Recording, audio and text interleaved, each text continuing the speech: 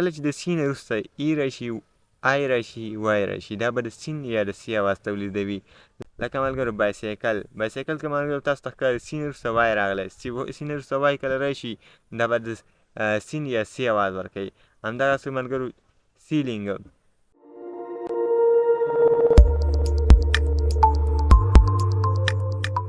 سلامونه ملګرو، نن به تاسو په دې ویډیو کې د انګلیش لوی توري، کوچني توري، پښتو اوازونه او دا ټول به تاسو سره د مثالونو زده کړئ ملګرو.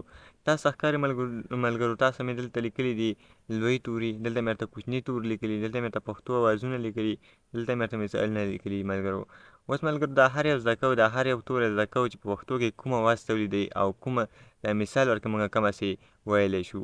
اوس راځو ملګرو ای ته. ای په لوی تورو کې دغسې لیکل کېږي، په وړو کې دغسې لیکل کېږي. د این الف زر ا او الف اواز ورکوي، لکه ملګرو افغان، ارمان، همدغسې علي. خیال مو ورته ملګرو دې کې ای راغلی دی، دلته ملګرو تاسو ګورئ ای راغلی لکه افغان، ارمان، علي. همدغسې بي ته راځو. بي په لوی تورو کې دغسې لیکل کېږي، په وړو کې دغسې لیکل کېږي. د بي اواز تولیدوي، د بي اواز جوړوي، لکه بهرام، لکه بهار. ملګرو تاسو هیل مو ورته ملګرو په دې کې بي راغلی دی اول سر کې. ملګرو دا بي که هر چېرته راشي نو ملګرو د بي اواز به تولیدوي. نو تاسو ته ملګرو خیال دی لکه بهرام او بهار دلته د بي اواز تولید کړ.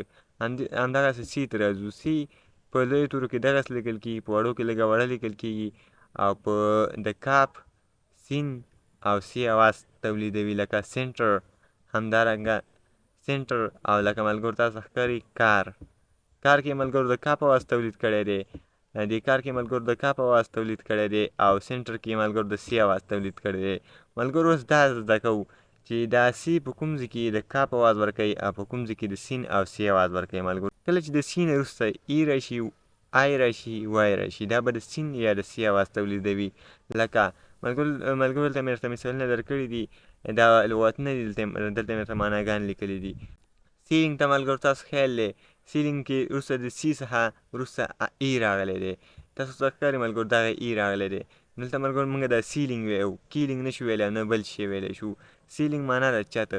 همدارنګه ملګرو سیټي ته راځو. سیټي ته دا سی د سی نه وروسته آی راغلی دی، نو دلته ملګرو دې ته دا موږ سیټي ویو، سیټي موږ بل شی نه شو ویلی.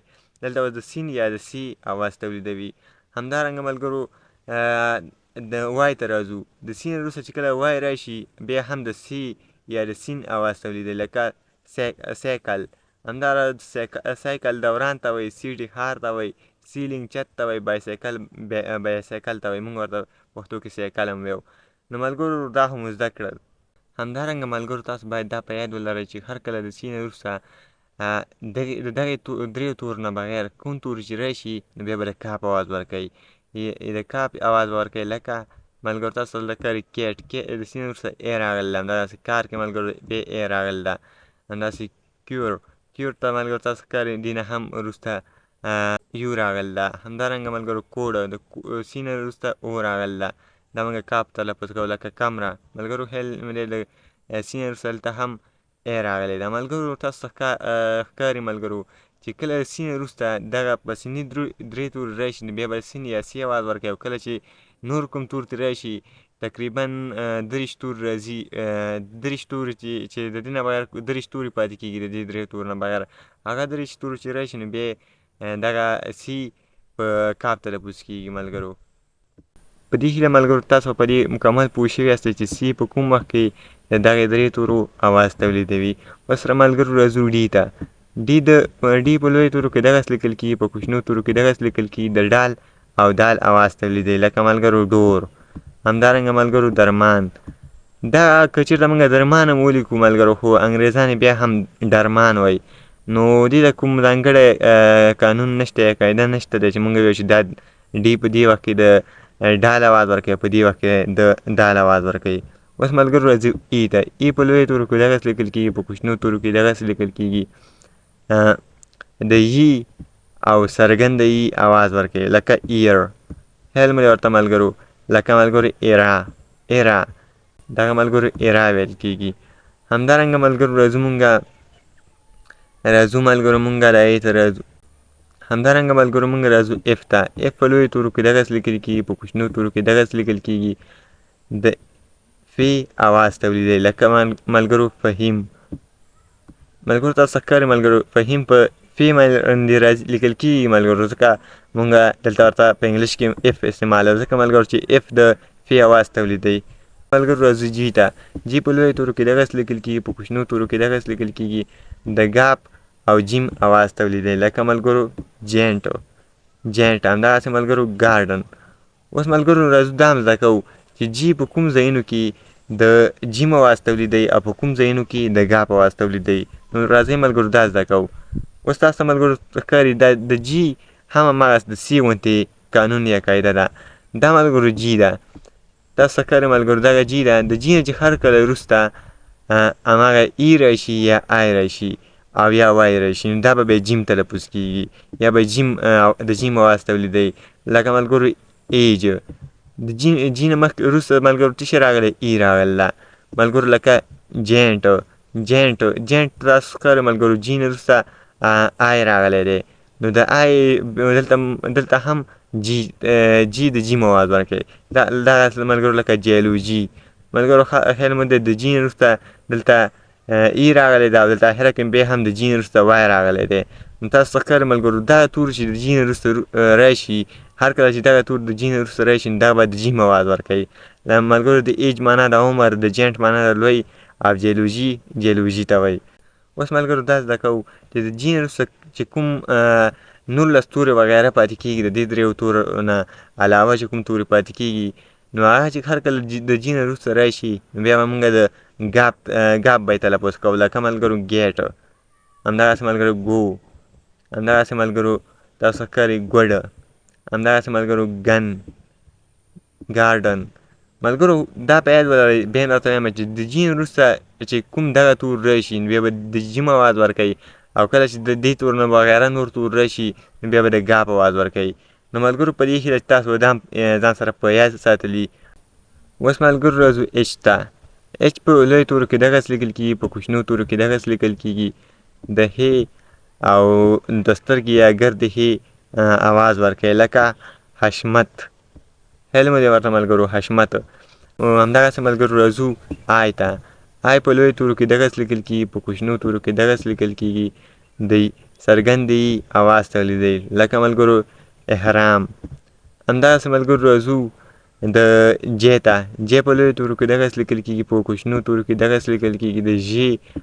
د ژ او جیم اواز تولیدوي، لکه جلیل. همدغسې ملګرو راځو کې ته. کې په لویو تورو کې دغسې لیکل کېږي، په کوچنیو تورو کې دغسې لیکل کېږي. د کاپ اواز تولیدوي، ملګرو لکه کامران. تاسو ښکاري ملګرو دې کې د کاپ اواز تولید کړی. همدغسې ملګرو راځو ایل ته. ایل په لویو تورو کې دغسې لیکل کېږي، په کوچنیو تورو کې دغسې لیکل کېږي. د لام اواز تولیدوي، لکه ملګرو لالاهان. دا مثال دی ملګرو، د لام اواز دلته په لالاهان کې تولید کړی. دلته ملګرو تاسو ښکاري ایل راغلی دی، نو لالاهان اواز تولید کړی، د لام اواز تولید کړی دی. نو ملګرو تاسو ته ام ته اوس ملګرو راځو. ام په لویو تورو کې دغسې لیکل کېږي، په کوچنیو کې دغسې لیکل کېږي. د میم اواز تولیدوي، لکه موسی. تاسو ملګرو ښکاري موسی، دلته د میم اواز تولید کړی.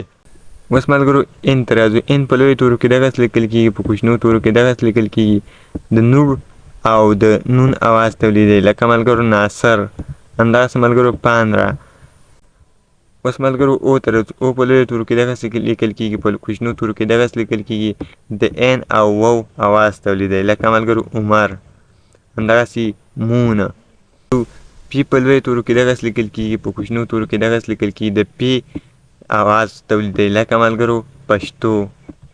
تاسو ښکاري ملګرو دلته د پی اواز تولید کړی. کیو ته راځو. کیو په لویو تورو کې دغسې لیکل کېږي، په کوچنیو تورو کې دغسې لیکل کېږي.